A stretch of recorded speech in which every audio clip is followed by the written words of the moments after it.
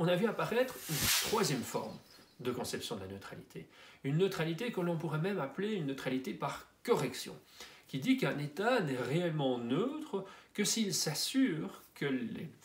principes qu'il met en vigueur ne vont pas simplement ne pas faire référence à une conception du bien, ne pas être fondés sur une conception du bien, donc pas seulement être fondés donc sur une conception du juste, mais vont s'assurer que les effets pratiques des principes, des lois, des normes qui sont votés, qui sont portés par l'État, ne posent pas des conséquences discriminatoires pour certaines conceptions religieuses par rapport à d'autres. Quitte à dire qu'un État, pour être neutre, doit permettre à certains membres, à certaines personnes, parce qu'elles ont justement des convictions axiologiques fortes, des convictions religieuses particulières, d'être affranchies de certaines obligations. Prenons un exemple peut-être qui peut paraître anodin, le port du casque obligatoire en moto. Alors, sans être quelque chose qui peut être justifié justement, non pas en faisant référence à une conception de la vie bonne, mais au nom d'une conception de la justice, du respect de l'intégrité physique, de la santé, et comme contrepartie du fait que ce droit à la santé vous donne accès à une sécurité sociale, à des soins de santé qui sont financés largement publiquement, et en contrepartie, on vous demande de vous protéger aussi des dégâts les plus importants en portant un casque. Reste que ça signifie qu'un certain nombre de personnes, notamment pensons à un exemple comme les Sikhs, qui doivent porter un turban au-dessus de leur tête, eh bien ce turban, il est pratiquement impossible de le mettre avec un casque au-dessus. Est-ce que dès lors, il y a du sens de dire que les Sikhs, étant donné leurs convictions axiologiques qui les invitent à porter un turban, peuvent être dispensés du port du casque? Donc, est-ce que être neutre, c'est précisément non pas traiter tout le monde de la même manière, mais c'est plutôt s'assurer que les conséquences ne sont pas plus lourdes pour certains que pour d'autres? Est-ce que c'est une neutralité des effets ou est-ce que c'est une neutralité des principes? Et donc, certains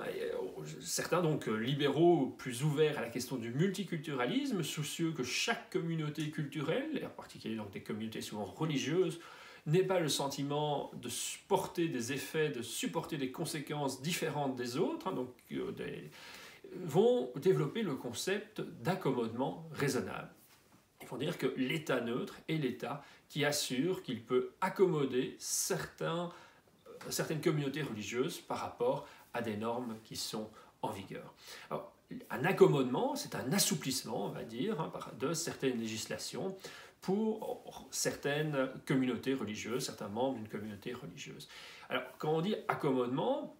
on peut avoir l'impression alors que la loi n'est plus la même pour tout le monde, qu'il y a une forme d'inéquité, c'est des arguments qui vont être développés dans le débat par d'autres libéraux. Mais soyons de bon compte, en fait, un accommodement se veut ici, donc la définition précise d'un accommodement, ce sera une dérogation à une règle au nom du respect d'une norme supérieure.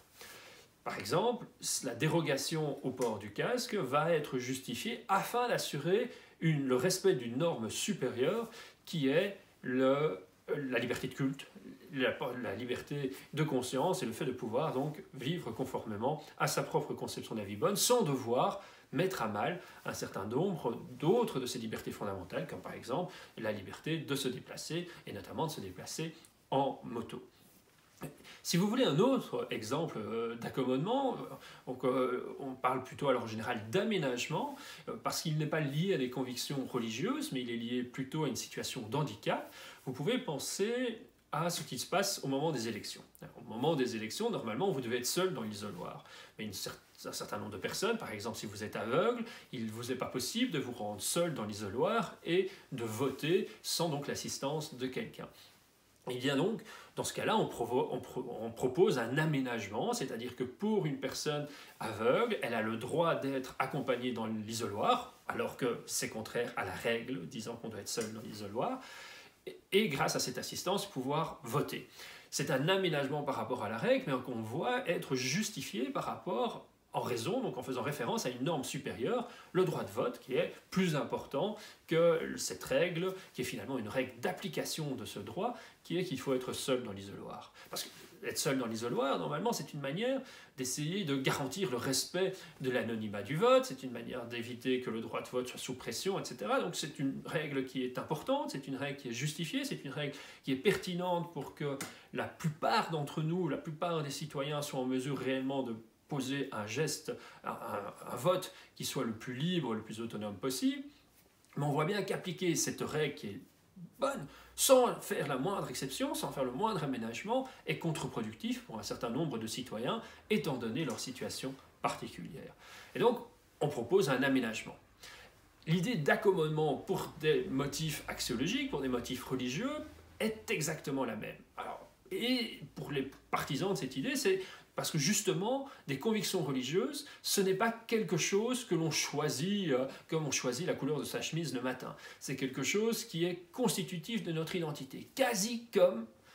la question d'un handicap physique est quelque chose sur lequel on n'a pas de prise. On n'a pas choisi d'être aveugle, ce n'est pas notre faute d'être aveugle, mais quelque part, est-ce qu'il n'en est pas un peu de même des convictions religieuses qui dépendent notamment de qui on est, où on est né, dans quelle communauté, etc. Donc il y a une influence d'un déterminisme sociétal, social, familial extrêmement fort, et surtout, c'est quelque chose qui est vécu par les personnes qui accordent une réelle importance à leurs convictions religieuses comme étant une identité extrêmement forte, et donc quelque chose dont ils ne peuvent se départir simplement en faisant un compromis avec la société. C'est quelque chose qui est extrêmement douloureux, extrêmement lourd pour eux, de devoir méconnaître, de devoir transgresser ce qu'ils vivent comme étant un droit sacré. Et dès lors, vu l'importance identitaire de ces convictions religieuses, nombre de libéraux, les libéraux qu'on va qualifier de multiculturels, considèrent que le respect dû à chaque personne, le respect dû, mais même simplement l'objectif libéral de permettre à chaque personne de mener sa propre vie conformément à sa conception de la vie bonne, implique que l'État ne traite pas de la même manière quelqu'un qui a des convictions fortes de ce type. Il doit pouvoir, exactement comme il faut tenir compte des handicaps des gens, il faut tenir compte des convictions spécifiques qui rendent la situation différente pour certaines personnes que pour d'autres. Et donc un accommodement serait ici, je reprends mon exemple du sikh, serait donc de lui permettre à lui de ne pas porter le casque parce que il est sikh. Alors ce sont des débats qui ont notamment au Canada on fait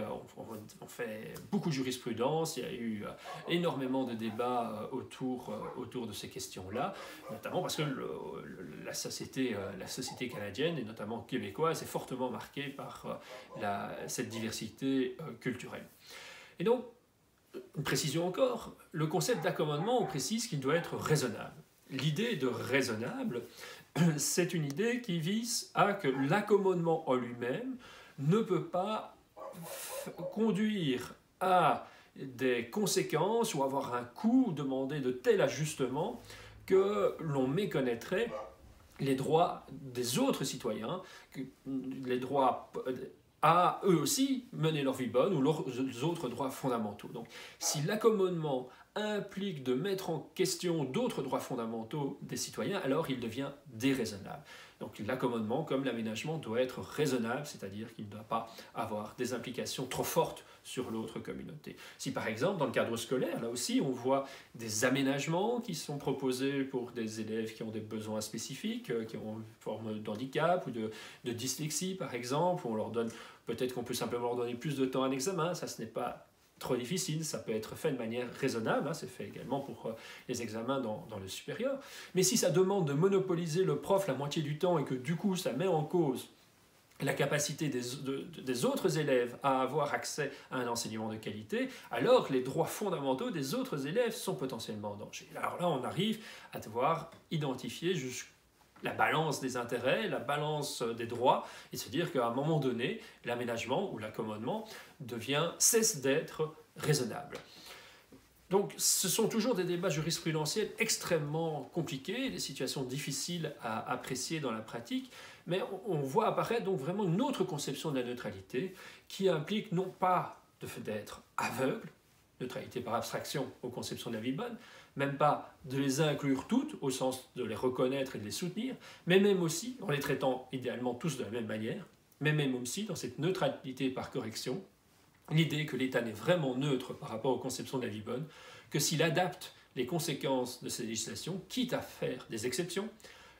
de telle manière à ce que les effets de cette législation ne vont pas méconnaître les droits de certaines communautés. Troisième forme de neutralité, la neutralité par correction,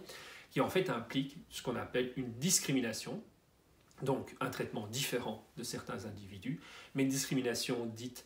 positive parce qu'elle bénéficie aux personnes qui sont discriminées. D'habitude, une discrimination est quelque chose qui stigmatise les personnes discriminées, qui fragilise leur situation, donc dont ils sont victimes. Ici, la discrimination est dans l'intérêt des personnes les plus fragilisées. Et donc, cette troisième conception est portée par des libéraux qui sont convaincus que l'État doit maintenir la richesse de la pluralité culturelle. Il ne doit pas simplement s'assurer que lorsqu'elle est là, on reconnaît les diverses communautés, les diverses convictions qui existent dans la société, comme on le ferait avec une neutralité par inclusion, mais que l'on doit mettre en place des politiques actives pour s'assurer que les minorités culturelles en particulier puissent être préservées dans leur fonctionnement, puissent être reconnues dans leur identité, puissent avoir le sentiment d'être pleinement partie prenante et subsister sur le long cours au sein de la société. Trois conceptions radicalement différentes de la neutralité, trois conceptions de la neutralité qui montrent comme la richesse du débat au sein du libéralisme, notamment suite à l'influence de la critique communautarienne.